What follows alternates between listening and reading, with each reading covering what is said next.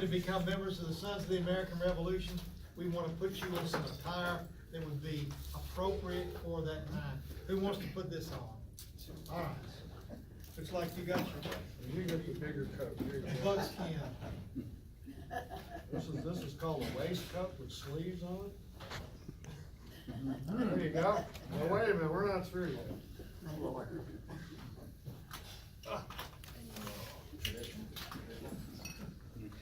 Okay, this guy is a militia.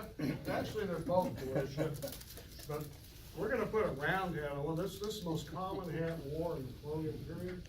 So we're gonna put this on you, young man. And we have the traditional tricorn for this young guy here. And for Dad, Jeff, here you go, Jeff. That's for you. Got a little money in it. Yeah, that's got British money on it, but I didn't realize that. That's a 1775 copy of the nut.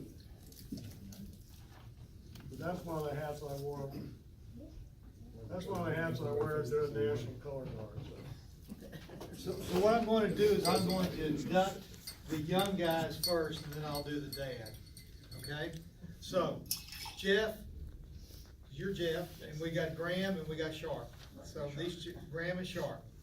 Okay, so I'm going to say compatriots, Graham and Sharpe Grumboski. Do you, as descendants of one of the patriots and heroes of the American Revolution, reaffirm your ancestors' faith in the principles and liberties of the Constitutional Republic? Yeah, I do. And will you support the National Society of the Sons of the American Revolution? Okay.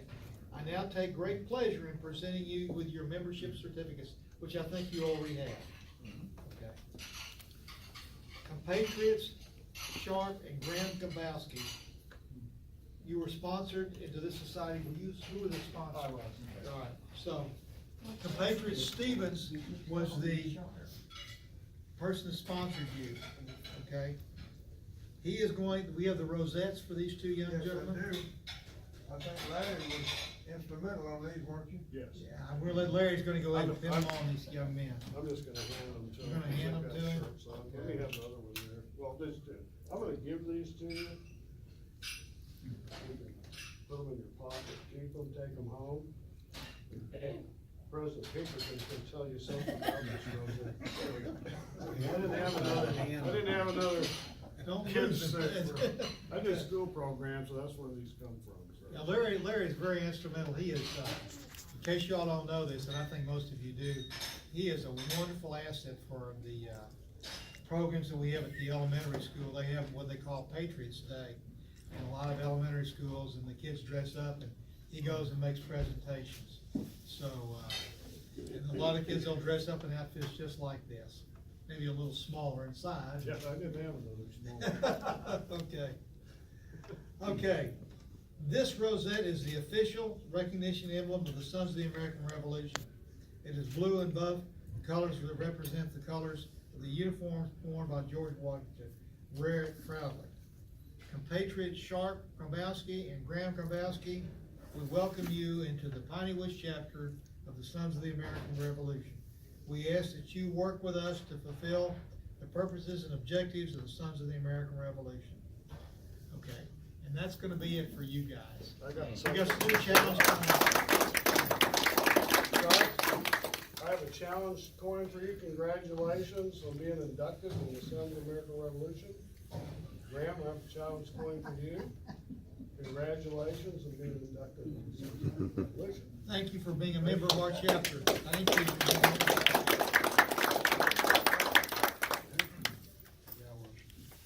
Okay, we ready? Compatriot Jeff Grumboski, do you, as a descendant of the patriots of the heroes of the American Revolution, reaffirm your ancestors' faith in the principles of liberty in the Constitutional Republic? I do. Okay. And will you pledge your support to the National Society of the Sons of the American Revolution? I now take great pleasure in presenting you with your membership certificate, which you already have. Okay? Okay. Patriot Stevens, I think sponsored Yes, sir. Jeff into the society. I would like him to come forward and place the rosette on the label of your coat. So you got a rosette for him. I'm gonna give this to you too. This rosette is the official recognition emblem of the Sons of the American Revolution. It is blue above the colors that represent the colors in the uniform worn by the General George Washington. Wear it proudly. Compatriot Grumboski, we welcome you to the Piney Woods chapter of the Sons of the American Revolution. We ask that you work with us to fulfill the purposes and objectives of the Sons of the American Revolution. At this time, I'd like to invite you to speak a little bit about your compatriot, about your patriot. Let me present this coin to you. Maybe you got the challenge coin for him also. Thank you. Okay, you wanna say a little bit? Well, you might have heard a little bit from my dad. Ski, if you didn't know, Ski, this is the third generation here. Yeah. So we come from Job Tripp. He was in the militia, captain of the Navy, ran the schooners off the East Coast, out of Massachusetts. He was injured fighting the British. Took a cannonball to the leg, and that kind of ended his Revolutionary War fight there. But it was a great trip trying to figure out our background, because we had a few holes here and there, and we weren't sure exactly on which Job Tripp, since there was four. Yeah, I think four. And Larry and his wife were instrumental in helping us find the right one, and everything kind of leveled out. That's one of the best stories I ever ran into, because this guy left Dartmouth and sailed out, he's a privateer, captain. This guy right here is very familiar with Jeff. Sailed out, it's a foggy and raining and all that, and he ran into a British man of war and their tender. A lot of people don't realize a tender is just a small ship. Two-master probably had a crew of over 130, probably about 50 people on it. Ran by a lieutenant. Well, he saw his ancestor's ship. And his ancestor turned him out, he's gonna surrender, or talk to him, and they started blowing him up with cannons. Wounded his ancestor. When they boarded the ship, they tried to find what contraband they had. They couldn't find anything. They took his money. And then they got in a little boat, him and I think the first mate and a couple of guys, and they rowed them and dumped them on the beach. And there's no beaches there. They just left them there. They kind of survived. Well, a year later, so he was down in New Jersey, and he wrote this letter to the Continental Congress demanding that he be reimbursed for the loss of the owner's ship.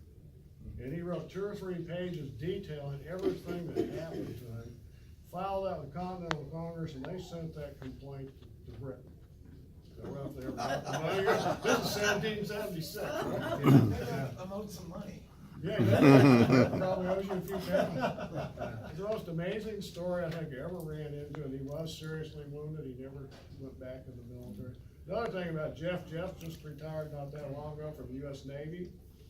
So congratulations, Jeff, for serving. Another generation Navy. We got another Navy guy. So anyway, thanks a lot, guys. Thank you. We get a picture of these young Yeah, we men. need to get the pictures of all of us here.